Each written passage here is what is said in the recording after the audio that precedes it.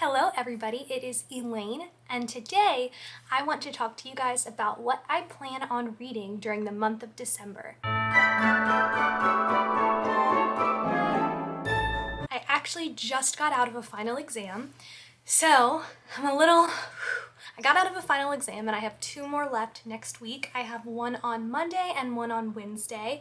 So once I'm done with those 2 exams, I am done with everything for the semester and I do not have to touch anything school related until January 11th, which is when I go back to school. With my month off, I plan on just reading and watching some TV shows and movies as well. I wanted to talk about the books that I wanted to read. So right now I am currently reading Hunted by the Sky. I'm currently on page 241 and I think that there's 370 pages, so I have about 100 left. I am loving this book. It's probably not one of my favorites I've ever read, but I'm thoroughly enjoying it. It's a very fun book.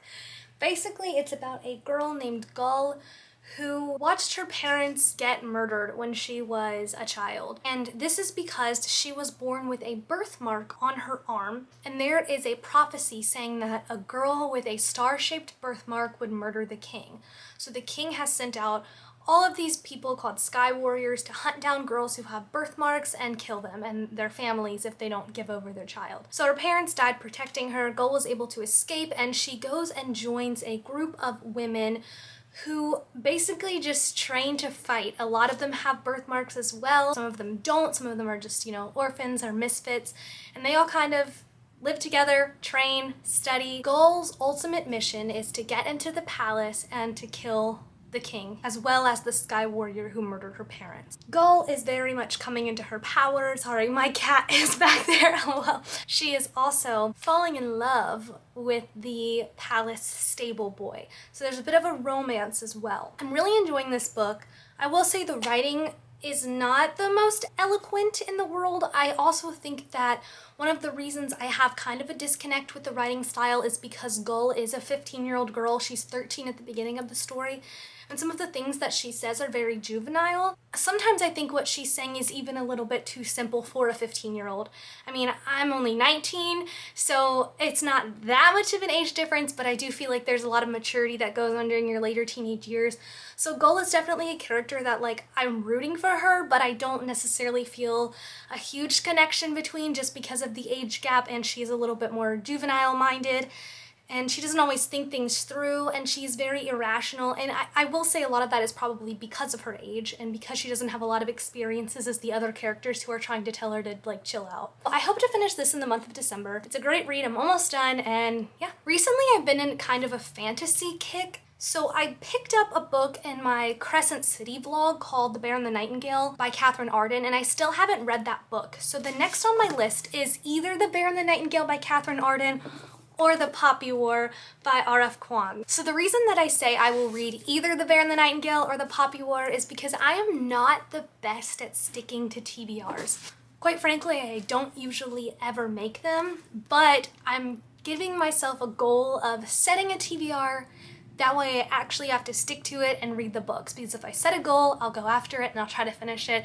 So I'm putting both of these on there. It's gonna be one or the other, maybe both, but probably one or the other. The reason I would like to read The Bear and the Nightingale is because it's a very wintry book. Here's what I know about The Bear and the Nightingale. It's about a family from Russia and from a long time ago, not modern day, and the father brings home a stepmother for his children. Now, the children and his family and the rest of the village believes in Russian folklore. So, spirits, demons, all that kind of stuff, I think. The stepmom has very much Christian beliefs. So her beliefs, as well as the rest of the villages, do not match up. So the stepmom kind of takes it upon herself to kind of change the village folk and get them to be more religious in her sense instead of theirs. And when this happens, the spirits from the Russian folklore are obviously not very happy. So the main character in this book kind of has to tap into some of her magic powers and deal with these spirits.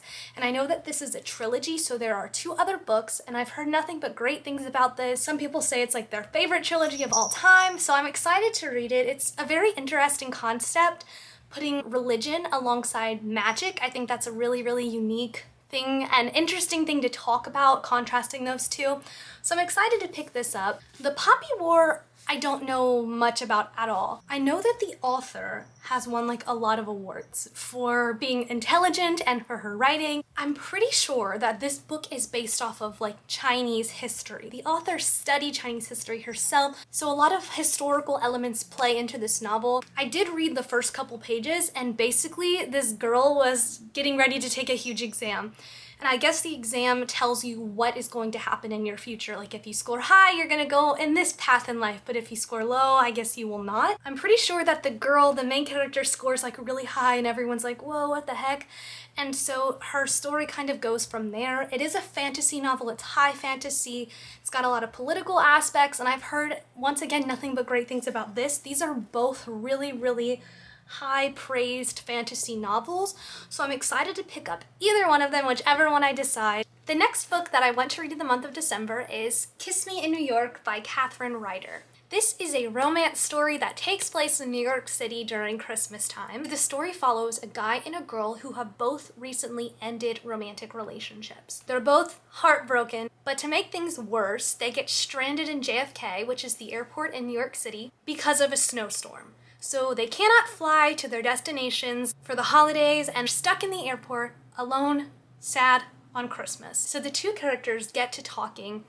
They both realize that they have recently either been dumped or ended relationships themselves, and then they find this book called How to Get Over Your Ex in 10 Easy Steps. So since they cannot travel home or wherever they were headed, they decide to stick together and complete the guide. Now this book kind of gives off Dash and Lily vibes to me, you know, like two strangers becoming a little bit closer through either dares or guide. So I'm hoping that I will enjoy this book because I just watched the Dash and Lily TV show and it was super cute, so I'm hoping this will give me the same kind of vibe. It's very short, which is nice. For December, I love quick, easy romance reads, so I'm hoping this will be exactly that. So the next book that I'm attempting to read during the month of November is Green Lights by Matthew McConaughey. I have this as an audiobook, so that's why it's on my phone. I have about 5.5 hours left in the audiobook. I think I've listened to an hour already so far this month. I'm really enjoying it, mostly because it's Matthew McConaughey and his voice is just so good. And there's a character named Elayne in the book, or a person I should say, it's not a character, but there is a person named Elayne that he talks about, so he says my name a couple times in the book and I was like, oh my gosh, Matthew McConaughey, like you're saying my name right now. Basically it's just about his life. He tells stories from his childhood as well as from his acting career. He gives some advice and some life tips. He's got some of his funny poetry in there. And the audiobook makes it so much better because he laughs when things are funny, or he sighs, or he, you know, does dramatic pauses where he intended for there to be a dramatic pause.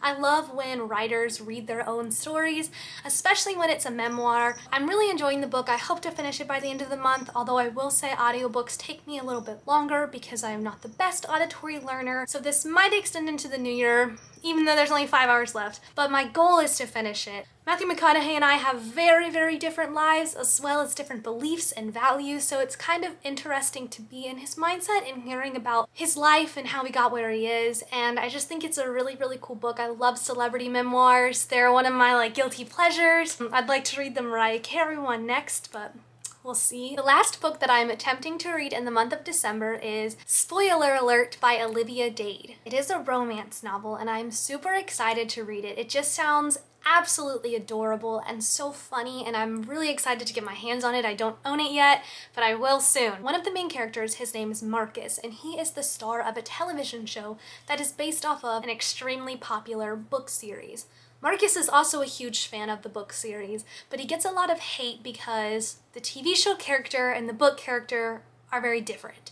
And obviously for hardcore fandom members, you know, that's very upsetting. So Marcus feels the same way, but he can't really control the plot of the TV show. He's not the writer or the director, so he doesn't have much creative control. However, he takes out his frustrations by writing fan fiction, which is something that he could never tell anyone. So he writes fan fictions about the main characters in the story, which I'm not quite sure how to pronounce this, but I'm pretty sure the characters are named Aeneas and Lavinia. So they are the two main characters in the book series as well as the TV show. So Marcus writes stories about their love. The other main character of the story is named April, and she writes fanfiction as well and loves cosplay. However, she's kept it a secret most of her life, but she decides to finally upload her cosplay of Lavinia from the book series / TV show.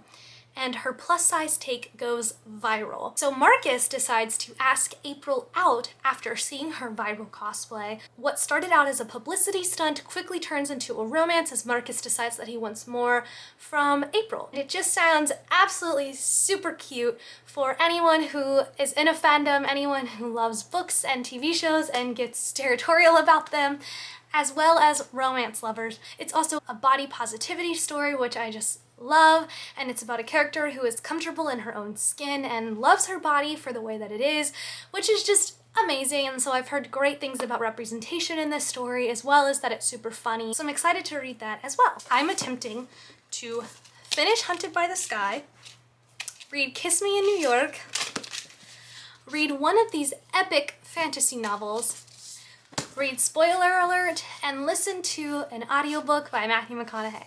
I think that's 1, 2, 3, 4, 5 books that I am attempting to read. Did you guys like my math counting skills? So 5 books that I am attempting to read this December. Maybe more, maybe less, depending on how well I stick to this TBR, because this is the first one I've done in a long time. Thank you guys for watching. I hope that you guys are having a cozy, happy holiday season. If you're going through finals, you've got this, we've got this, we're almost done. 2020 is almost over. Yeah, so that is my December TBR, and I will see you guys soon.